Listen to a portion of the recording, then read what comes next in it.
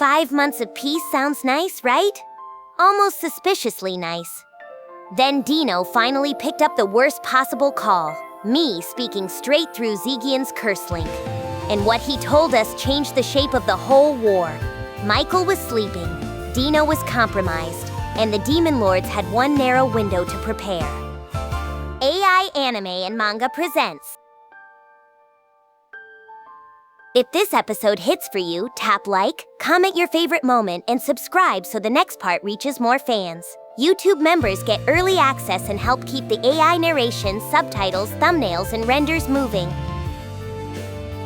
Now let's get back to Tempest. Right as peace turns into preparation for the final battle. 5 months had passed since the Walpurgis Council. A lot of stuff happened in the meantime, but really, it could not have been more peaceful. Michael showed no signs of activity. We still could not keep track of Feldway and his mystic force, which was a concern. But I chose to remain optimistic. We were being given all the time in the world to shore up our defenses. And actually, I had another reason to take it easy. It turns out we managed to get back into contact with Deeno in the meantime. How?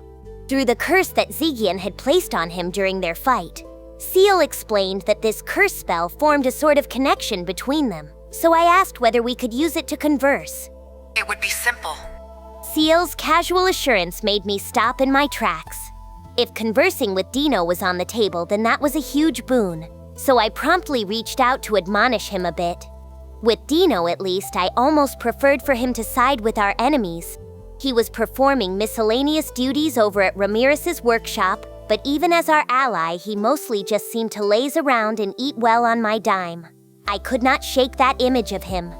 So really, him staying in the enemy camp while leaking information to us was far more useful to me. As I think I have said before, a useless ally is far more fearsome than a talented enemy. That described Deeno to a T. In fact, he was contributing to our cause simply by sticking with our opponents. Now, as for how our conversation turned out, there were a few silent beats before I opened the link. I sent my voice straight through the curse connection. "How's life, Deeno?" I could sense Deeno panicking the moment I said that. Which, yeah, speaking right into someone's brain out of nowhere would surprise anybody. Deeno stammered back. "Rimuru?" I answered. "Wow, way to recognize me. Yeah, it's me, okay? Your old pal." I did not mean to sound like a mafioso or anything, but I did want to lay the pressure on. He had to understand that I held the dominant position here. Deeno sounded beyond reluctant. So what do you need? Because I'm pretty busy right now, I smiled to myself. You cannot run from me now, I thought as I sent my words straight into his mind. Oh, it is nothing too complicated. So I am led to understand that you tried to pick a fight with us? Deeno fumbled for an answer. Well, not a fight exactly. I mean, nothing that elaborate or whatever. I am not too interested in hearing excuses, thank you. I think what matters more right now is whether you are talking in good faith with me or not. Deeno repeated the words weakly. Good faith? Because it sounds like you not only led a bunch of invaders into Ramiris' labyrinth, but also went on your own little violent rampage too. And you even planned to kidnap Ramiris, didn't you? I grinned as I painted Deeno into a corner. He tried again. Well, about that? It was kind of, there were these orders I was forced to follow. I think I just told you that I do not want to hear excuses, didn't I? Deeno folded immediately. Yes, sorry. I was not too sure who the bad guy was in this conversation any longer. But so what? I am a demon lord. So is Deeno, actually. It is not like this was bothering my conscience at all. Thank heavens for that. So Deeno, perhaps realizing he was in a no-win situation, was not giving me much to work with.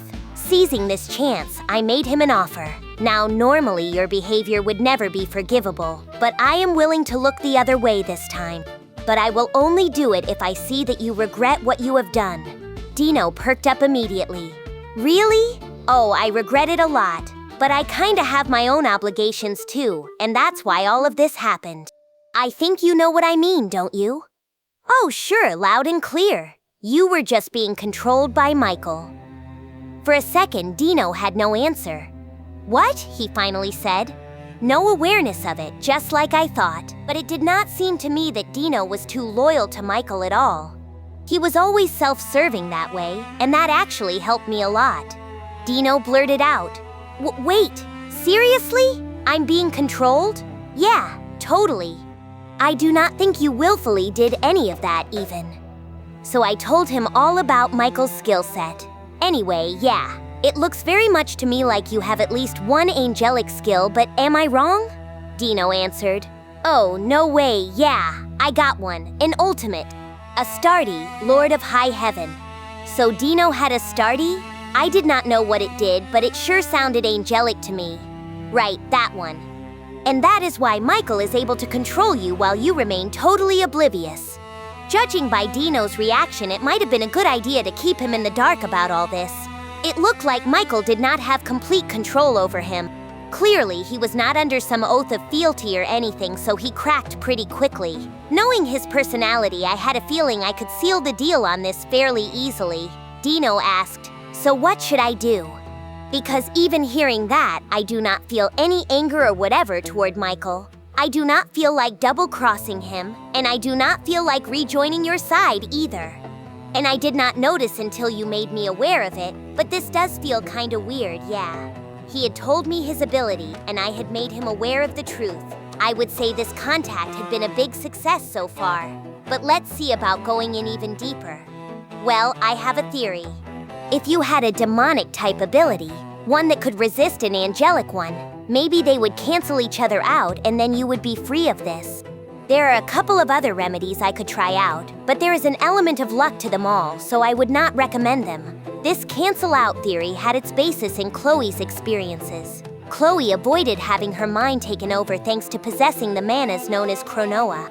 Apparently, she was no longer in contact with Chronoa at the moment, but I was willing to bet she was fighting hard to remove the override circuit on the serial skill. I wished I could help her, but with this I trusted that she and Chronoa would figure out a way. So as for the luck approach, well, that was a lie.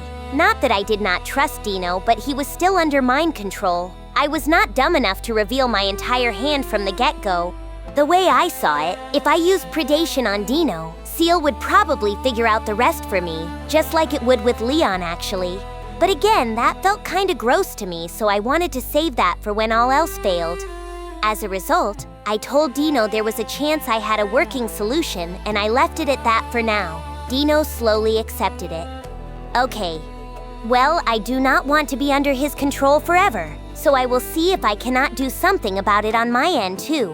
Whoa, do not push it. Michael's side is in a state of total war with us Demon Lords, remember? So I do not want you to do anything, okay? Just lay low and do not do anything to make them suspect you. I could ask a spy of mine to bring information from Deeno, but I still could not fully trust it. I was not sure that Zegion's curse forced him to tell me the truth. And even if it did, what if Michael made him tattle on me? I could not tell if Zegion's force was beating Michael's rule or not. So for now, relying on potentially suspect data would be way too dangerous. But hang on. Leaving Deeno dangling like this would be such a waste, wouldn't it? Besides, why did we have to be the only ones doing all the heavy lifting around here? Deeno asked. That's all you want from me? Being told not to do anything was clearly right up Deeno's alley. He was such a dupe that way. Not like I would be that kind to him. Well, I would feel terribly sorry asking you to betray Michael as well. I tried to sound nice to him, but really I could not wait to put him to work. Deeno offered. Oh, I am not planning to, but if you want me to throw some info your way, that's cool. Whoa, he was fine with that? He really cannot be trusted, can he? Right down to the core.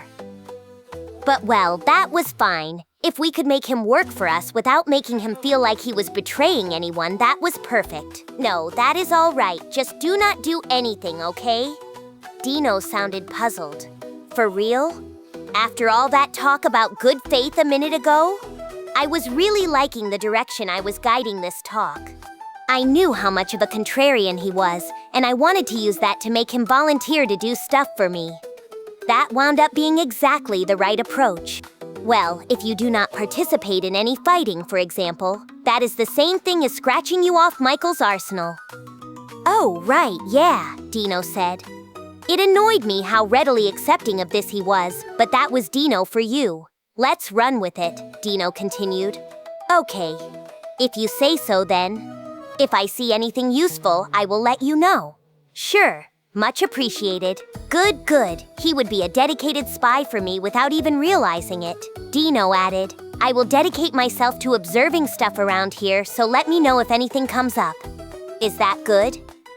Oh, actually, do you know what Michael is up to right now? If he is making any moves soon, do you know when? With Deeno now fully on my side, I decided to ask what I wanted. I could tell if he was lying to me, so as long as he did not tell anyone else about this, I could get some pretty reliable intel from him. Deeno reported, well, he is sleeping now, it looks like. You know, he got Velgrin's power and then he took Velzard's right after that. The strain was too much for him, I guess, so he is pretty much dormant. Whoa, pretty big piece of intel to kick off with. And here I thought he would weaken Velzard a little before acting. Why the big hurry, huh? But, she did fight Guy, so maybe that weakened her enough. Then again, I do not think Velzard or Guy were fighting for real, so maybe her energy was too much for Michael anyway. But he had her draconic factors now, huh? That could potentially trigger some kind of transformation in him, so we better watch out for that.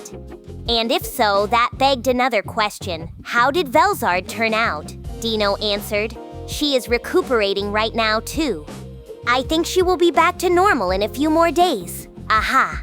I think this meant we should not expect an immediate attack. But man, true dragons sure heal up fast.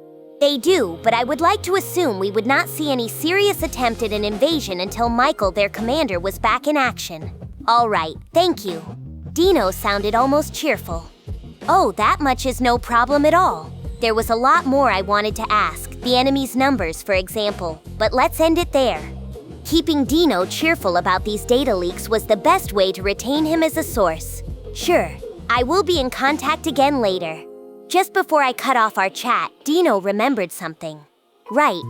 Oh, I just remembered. If you could tell Ramiris I said sorry to her, I would really appreciate it. Nuh-uh. What? Apologize to her yourself. She is pretty worked up about it, you know? She said she has 48 different lethal attack moves she wants to test out on you. Deeno protested, dude, there is no way she has 48 of them. Like, her dropkick is about the only move she has. Hey, that is what she told me, none of my business, alright? Anyway, now you know. I thought I could sense Deeno smiling. Deeno sounded amused as he accepted it. Got it, talk to you later then. Yep, see you. With that acknowledgement, I shut off the link. For a few moments, the silence after the mental connection felt almost loud. So, yeah, that was how things went. I think it turned out really well. I had also shared this conversation with my fellow demon lords, carefully omitting the part about Deeno being my mole. Thanks to what he told me, I was now quite a bit more relaxed about things.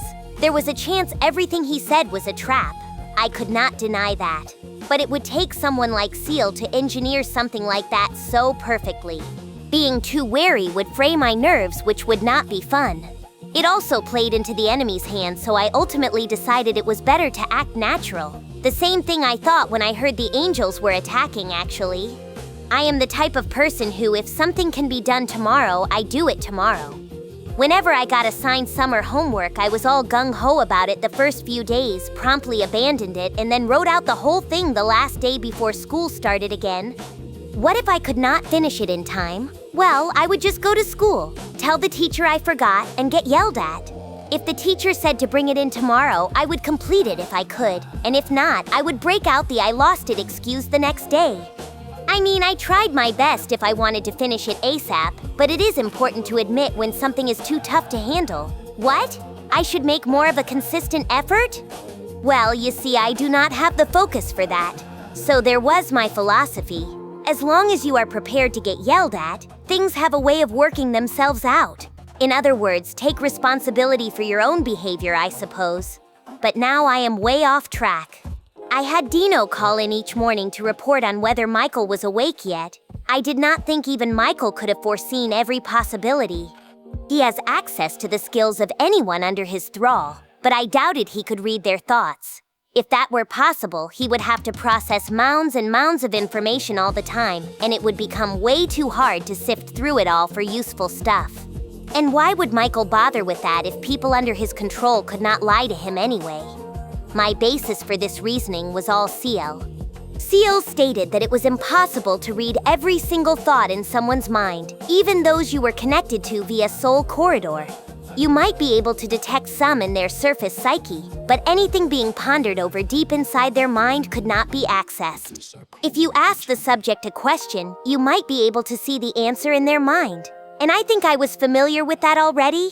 I felt like people were reading my thoughts a lot, actually, something I was trying to be more careful about. Anyway, that was why I placed more than my usual trust in Deeno's statements. So during these 5 months that Michael lay dormant, I was working out our preparations for the final battle.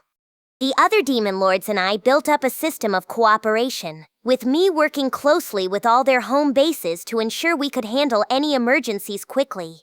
It was mostly me doing the work, though.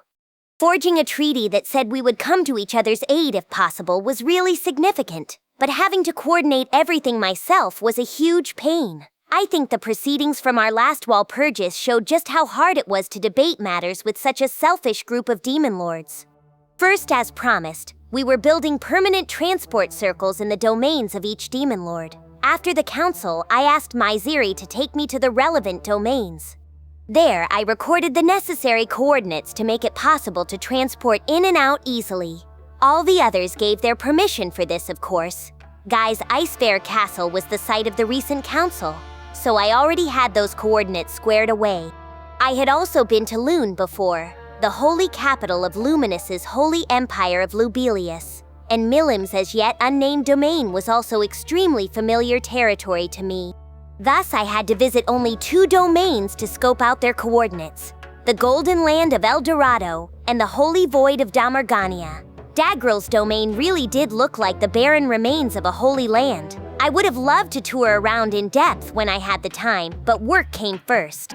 I hurried right back to Tempest, where I got ready to send off Ultima and the others. One thing I learned from our conversations was that Milim and Dagril were not capable of transport-based travel. Ramiris too, of course. Dagril admitted. Well, you know, I am not good with anything like that. Milim immediately agreed. Yeah, me neither. Why sit around calculating all these complex coordinates when I could just fly right over, huh? Both valid excuses, I guess. And yes, with teleport magic, you could only go to previously recorded locations. The skill spatial transport gave you a lot more freedom, but it still would not work unless you had the coordinates for both your starting point and your destination, or at least a really accurate idea of them. You needed a firm grasp of the start and end points' relative positions to each other, so you could calculate the correct angle and distance for the jump. It might seem easy, but there was a time lag as well, and overall it was actually a pretty tricky skill to use. Milim has a natural instinct for this kind of thing, so she did not see why she had to do a bunch of math. She is actually very gifted at these calculations, but I guess she saw them as a pain to do. And Dagril, well, he is more brawn than brains. Ramiris needs no explanation. These transport circles were Guy's request, but they might prove pretty valuable going forward. Leon and Luminous could use their magic and skills for transporting themselves, but seeing as how they did not object to building these circles in their domains, I guess they saw their usefulness as well. Anyone could use these after all, including humans without much in the way of magic. In fact, one could use the magicules in the air to transport nearly 50 humans in one go, and that would make it a lot easier for them to travel to any nations between the circles. It would be neat to build an even bigger infrastructure later on, but efficiency would be a problem. Transporting living creatures, as I knew by now, required a very large amount of magicules. If you waited around for the magicules in the air to get replenished, I calculated that a circle would only be capable of 1 transport per week. Demon lords like us could supplement this with our own magicules, but for humans that would require a hell of a lot of work. Still, the potential was there. Use these to transport goods and freight, and it would be a revolution in logistics. In fact, it threatened to make the magitrains we were developing obsolete before we even completed a rail network. Clearly, there were a lot of issues to be addressed, and I needed to compartmentalize for the time being. Taking advantage of this tech was a topic for another time. So we were constructing these transport circles, and the ones in the Demon Lord's domains were all done now. How did it work out? The first one we finished was in Tempest, of course. I placed it in an isolated chamber of the labyrinth for safety's sake. That way, enemies could not make use of it. Our next circle was put up in Damargania. I traveled there with Ultima in tow, and we had it whipped up in a jiffy. Normally, I would have delegated the job to someone else, but given the situation, we could not afford to waste any time. Plus, Damargania was in kind of a unique location. It was home to a vast, ancient city, one ruined by the definitive battle between Guy and Milim long ago, but the repercussions from that tragedy were still there today. There were several reasons why this area was called the Barren Lands or the Deadly Desert. The sandstorms that constantly blew around the region corroded everything they touched, and they also effectively isolated Damargania from the outside world. Chances are that when Guy and Milim's clashes of force were about to cause cataclysmic destruction, their powers were forcibly sent to another dimension to keep the fallout as light as possible. However, this force had not fully disappeared and was still leaking out from local dimensional rifts. That was likely the cause of this sorry state of affairs. Such was Keel's analysis. It was long, long ago, but still affecting the land now? Freaky. Anyway, this was the kind of dangerous land Dagril ruled over. And within Damargania was a gigantic edifice, Sky Spire Tower, that honestly did seem to pierce the heavens themselves. Around it was the so-called Holy Void, a safe zone that had managed to avoid the worst of the destruction.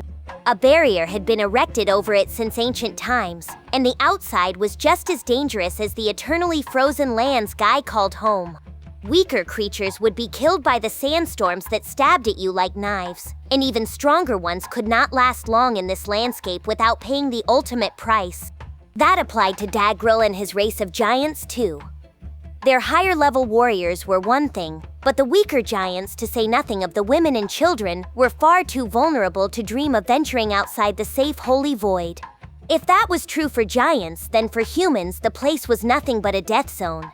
And so instead of sending out someone like Vester's team, I did all the work personally. Of course, it mostly involved installing the magic circle itself. It was a saucer of pure magisteel, around 3 or 4 feet high and 20 or so in diameter, with the necessary magical incantations constructed by seal and carved on top. I placed it where Dagril specified, and that was it, really. The little details would be the job of the demons who came along with Ultima. Ultima barked at her subordinates. "You are working under orders from Sir Rimuru. Do not dare embarrass me as you complete this job." That, I suppose, was Ultima's way of encouraging her demons. Or threatening them, most likely. But given the demons' talent for magic, I did not worry much about entrusting the rest to them. I was about to leave, only to have a concerned-looking Dagril stop me. Dagril asked, "Are you sure about this, Rimuru?" "Yeah, it will not be a problem. Veyron is here with Ultima, and if they run into any trouble, we can call Zonda back here too." The test was successful, so letting them handle the final adjustments will not be an issue at all. It should not be an issue. Ultima and her team may not act that way, but they are great demons, bearing the kind of wisdom I could not hold a candle to. Nothing weighed on my mind at all as I wrapped up my work. Dagril tried to clarify. "No, I mean, what if these demons start to get violent and..." "Well, I am on my way. Thanks again." Dagril was about to say something, but let's just gloss over that. Changing personnel at this point would be too much more annoying work, so I fled as soon as I could. After Damargania came Lubelius. I put the magic circle in the spot Luminous specified, and the rest would be handled by the overcomers there, along with Gabil, my foreman. With him overseeing things, I was sure they would construct a splendid building to serve as the transport facility, and the overcomers would have no problem computing all the destination data and other details. One of the overcomers sounded ready for the job. "I think we will be able to work all this out. We will stay in contact with Tempest and Damargania as well, until we bring this up to a serviceable level." They seemed ready for the job, so that was the end of mine. But I had one more bit of business. Shion, Adelman, and their respective personal forces were due to report to Luminous.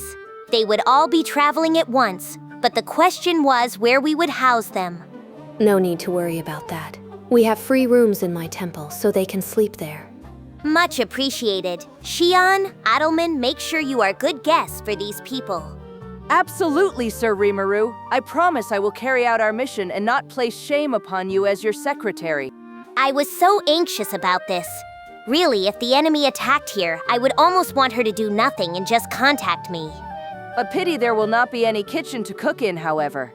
They say you will become rusty if you skip so much as a single day.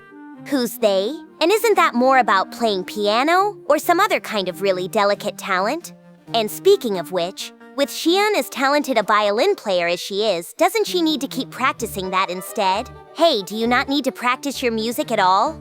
I know how dedicated you are to battle training, but I have never seen you playing the violin outside of that concert. Shion laughed softly before answering. Do not worry about that. With consistent training from day to day, playing an instrument is quite simple. But with cooking, you need to make all these precise judgments at every step. Crazy. She was thinking about it in a completely wrong way. I kept myself from rolling my eyes as I mentally demanded she apologize to every would-be musician in the world. That being said, no matter how much Shion screwed up those precise judgments in the kitchen, you would at least be assured that it would taste good these days. You ran the risk of overdosing on salt or sugar with her stuff though, so she was right that judgment was key. Either way, her appraisal of cooking and music was completely backward. Luminous spoke up while I brooded. Your name is Shion, right? When it comes to battle training, I know that Hinata is relatively free. In fact, I could even spar with you if you would like. And as for cooking, well, I am sure I can procure a spare kitchen and fill the pantry for you, so feel free to do whatever you like. I was stunned. Luminous truly knew no fear. Meanwhile, I was shaking. It was such a surprise to me that I was almost too late to stop her. Luminous, allowing Shion to cook is kind of a... Oh, I do not mind. In times like these, the diversions you enjoy become more important than ever. I was quite passionate about cooking myself once upon a time. In fact, it could be fun to test a thing or two out together. My, what a wonderful idea!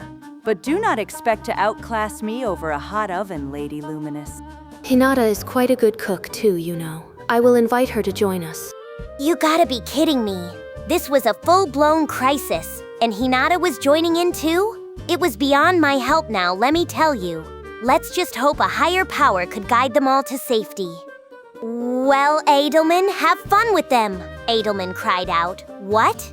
Despite how pious and devoted he was, Adelman must have felt a premonition disturbing enough that not even he could approve of this. But the die had already been cast. So yeah, let me know if anything comes up, I said as I fled at full speed. Stop number 3 was Milim's domain, the former Eurazania, a place I knew well. But instead of the holy mountain that towered high within its boundaries, I was looking up at a gigantic building still under construction. I had transported myself to the remains of the capital waiting for our guide. Geld had already left ahead of us, so I was with Gabiru, Carrera, and Esprit at the moment. Gabiru had come with Kakushin, Sukero, and Yashichi, his favorite brown-nosing yes-men, along with Gazat, a captain in Team Hiryu. I do not know who Gabiru thought of as his main second-in-command, but these 4 certainly stood out of the Dragon Ute crowd, at least. Despite the dangerous battle everyone knew was ahead, Team Hiryu was in a remarkably joyful mood. Apparently, this was because their training sessions with Ultima were on hold until further notice. Those sessions were so grueling, I heard, that many of the students had died multiple times during them. And since they were held inside the labyrinth, they wailed at me that not even death earned them a break. Guess the labyrinth could be unfair that way. This was not training that would make you figuratively say, "Oh man, that almost killed me" afterward. Here, death was a given. The strength boost that resulted was pretty conspicuous to me, though.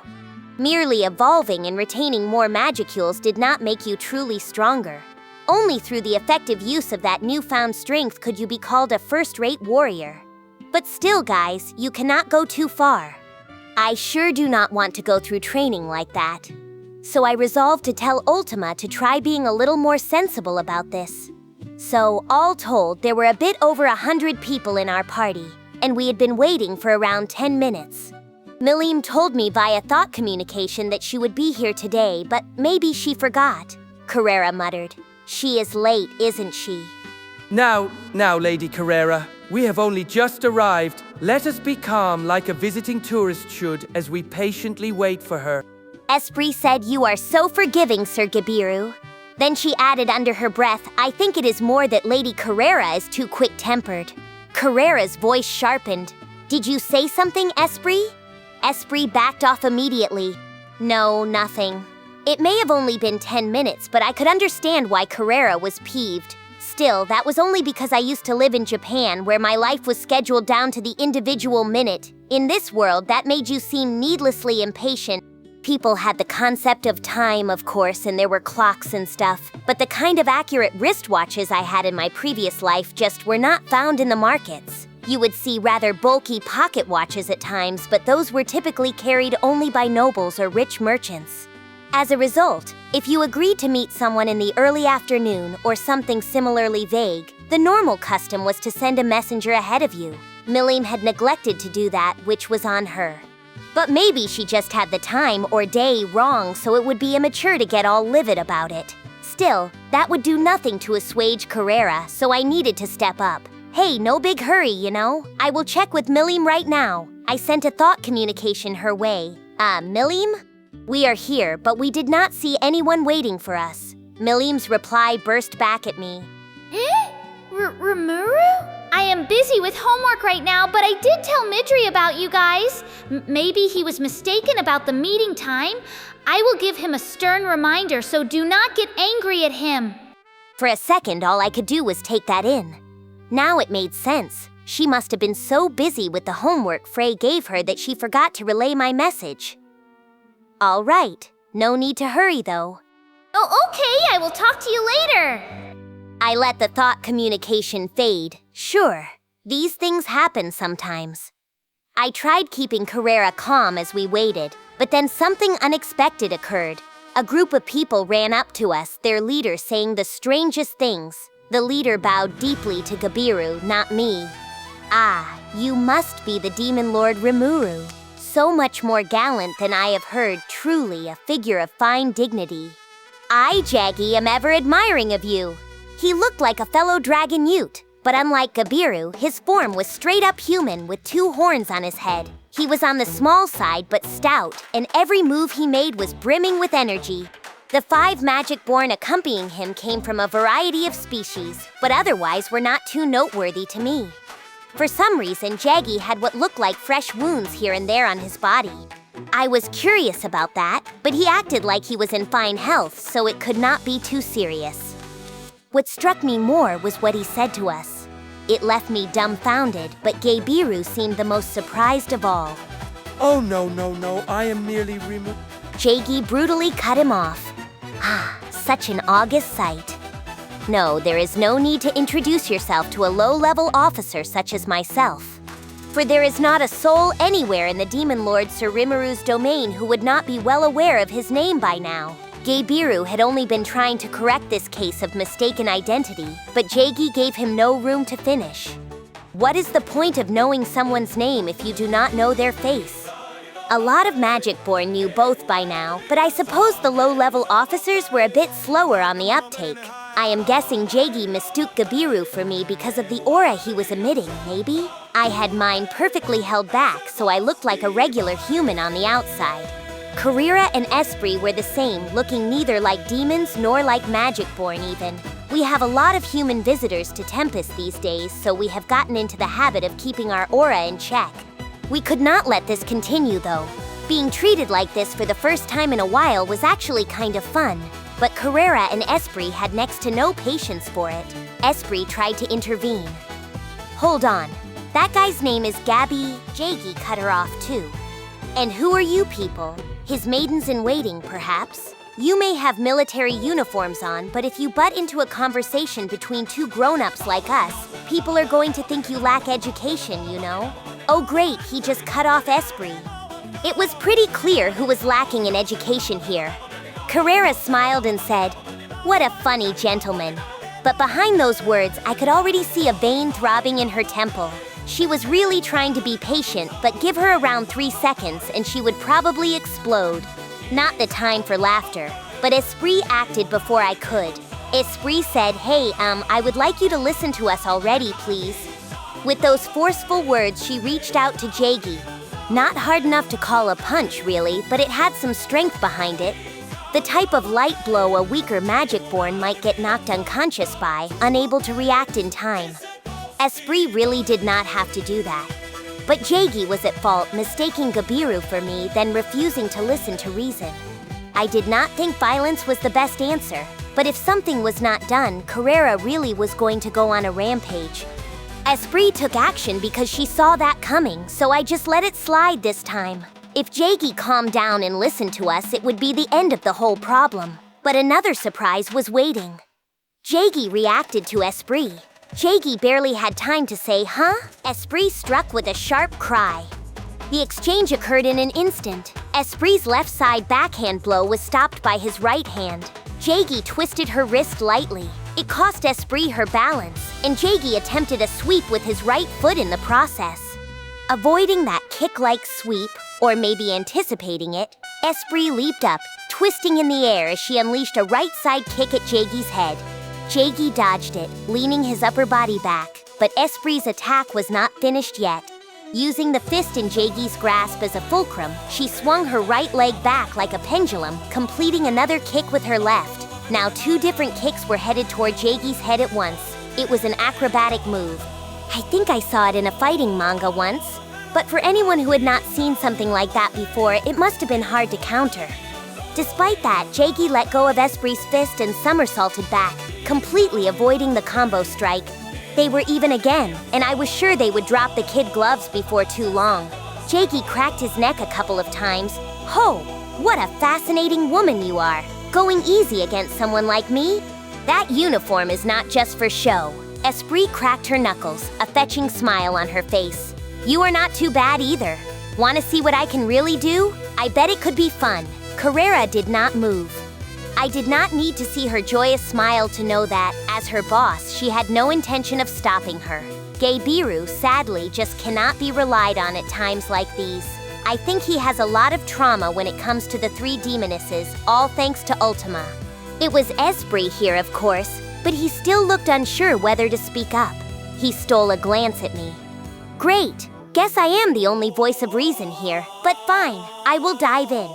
First off, we need to take the man responsible for this to task. Okay, that is enough. Jagie, right? We will never get anywhere dealing with you, so you think you could call your superior over?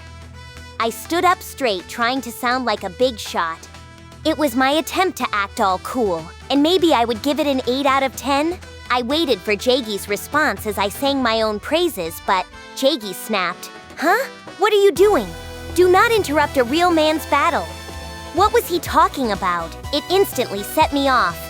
But the next moment, Carrera's kick shot forth like a lightning bolt as she shouted, "You! Stop being rude to Sir Rimuru." Yes, even my patience has its limits. Jagie was thrown into the air, only to be tossed downward by Gabiru's spear. Esprit had nothing left to do. Oh, they got ahead of me. And as for me, I was busy laying a little pressure on the Magic-born dragging Jagie away. And you guys. Nothing took place here just now, all right? Gotta hide the evidence, you know. It turned out that we did not need to bully Jagie like that after all. It soon became blatantly obvious that Milim's side was entirely to blame. Milim burst out laughing before defending herself. Well, clearly it is not my fault now, right? Maybe not. I thought you had forgotten to relay the message, but... Well, I never dreamed that you guys held an impromptu tournament to decide who would come to greet us. The winner of that contest was Jagie, but the real culprit here was Midray, the organizer. Why did you even do that? I asked Milim. Hey, my guys are always looking for a fight, but Midray's crew sure do not mess around either. Frey had both hands covering her face, while Carillion was practically rolling around on the floor laughing. But Jagie's that strong a fighter, huh? Yeah, I said, he sure is. Maybe 50-50 with Phobio? I was being honest, too. By magicule count alone, he was a little behind, but going toe-to-toe with Esprit like that was an impressive bit of action.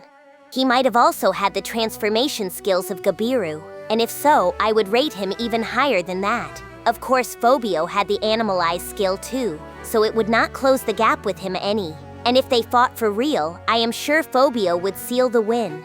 Still, Jagie was definitely a top talent. There really were a bunch of strong dudes in the Dragon Faithful, Midray included.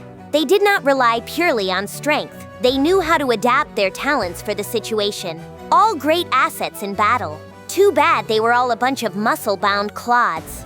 That was the cruel reality of it. Midray bowed his head low. I could not begin to apologize to you. This is all the result of my careless management. Given the influence I imagined he held over Jagie, I would not hesitate to lay most of the blame on him. And Lady Carrera? I, Sir Gabiru, and everyone else here look forward to your assistance in our domain. Good thing Frey's around to help.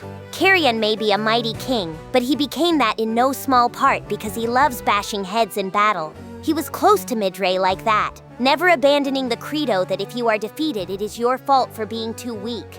In this case, well, I guess we were lucky that we happened to be the stronger side. If we were not, I doubt our talks would have gone this well. All right, Carrera. Want to test each other out a little? See? There goes Carillion again. Carrera answered eagerly. Ho, that is the spirit. Tell me how easy you want me to go first. Carrera was that ready to join them? Whoa. It is all right, my lord. Sir Carillion has completed his evolution, has he not?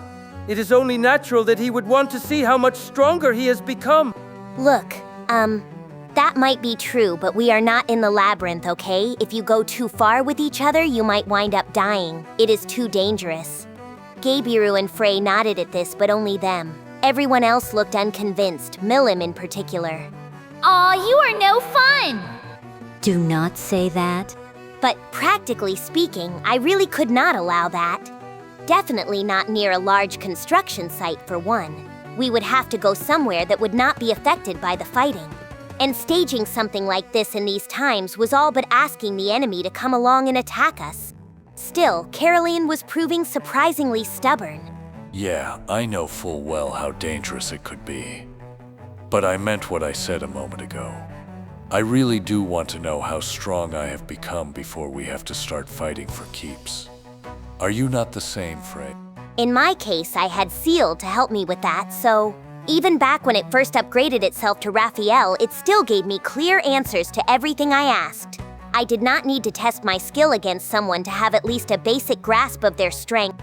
In Carrion and Frey's case, they had to grope around in battle, scoping themselves out as they tested their abilities, so fighting someone really strong was probably the quickest way for them. I will not deny that, no. But self-evaluation is a problem we constantly have to deal with, isn't it? Maybe, but the enemy is not going to wait for us. We have a duty to get strong fast and protect the citizens relying on us. And I think that means we have to put up with a little rough stuff sometimes. But what do you think? The argument had backed Free into a corner. Bringing up her duty as a ruler was hard to refute. If this were just a test-your-strength carnival game, she would immediately turn it down. But if there was a good reason to do this, it was worth debating. Milim spoke up next. Rimuru, I think I agree with Carrion too. I have been training them myself, but I think that has its limits. Agreed. I hate to say it, but awakening like this made me realize how far away I really am from Milim, despite getting stronger. It is the same thing with you too, Rimuru. No matter how much I struggle, I will never make up the difference, so... Carrera cut in with a pleased little laugh. So you think you could catch up with me instead? You must think very little of me indeed. But you are right that I am likely a fairer match than Lady Milim. I see. You know, I highly doubt Carrera and I are that different in our current forms. But if Carillon feels otherwise, it just shows that he has become a better judge of the essence of things. Guy had high praise for him as well, and clearly he is making full use of the power he awakened. I think he will be a major asset in the war to come. And now, of course, I had Milim asking me. Maybe playing along was the right thing to do? All right. Carrera, you stay here and keep the area defended. I will be back with Karelian and Free later. Karira objected. Huh? But I was going to fight. I know just the right person for this in the labyrinth. Karira accepted the order. Very well, as you wish, my lord. I hated to disappoint her like this, but I could not sweet-talk everybody here. Carrera would just go too far.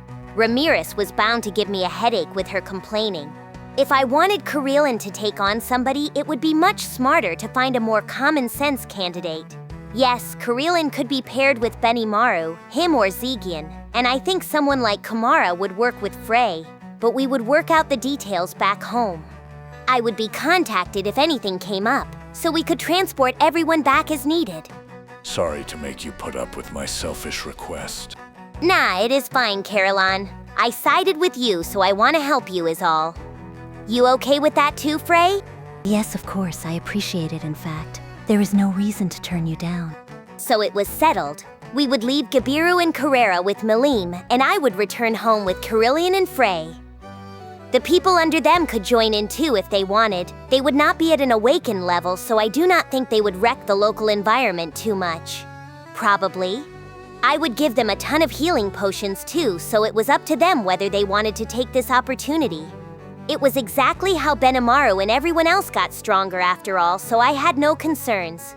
Returning from Milim's domain, I left them with Benimaru and threw them all in the labyrinth. Now it was finally time for me to visit Leon's domain. Diablo was already there, but I saved Leon for last, so I am sure they were waiting for my arrival. That was on my mind as I prepared for the trip. I knew where the golden land of El Dorado was since Maziri showed me the way before. Transport would thus take an instant. I will be your bodyguard. With Soe around, my mind was at ease. Ranga popped his head out from my shadow and pleaded, "Do not forget about me, my master." Ah, what a good boy. I gave him a nod and a couple of appreciative pets. He was with me at all times, but he could be so cute when he did that stuff. Something about this trip made me pretty reluctant to go, but I was already in contact with them. It is always best to take care of the annoying work first, so I slowly lifted myself up. "Well, shall we?" I muttered. Then, with Shuna, Rigard, and the rest seeing me off, I activated the transport.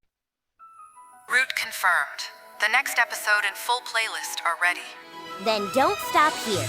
Keep watching in story order and subscribe before the next part drops.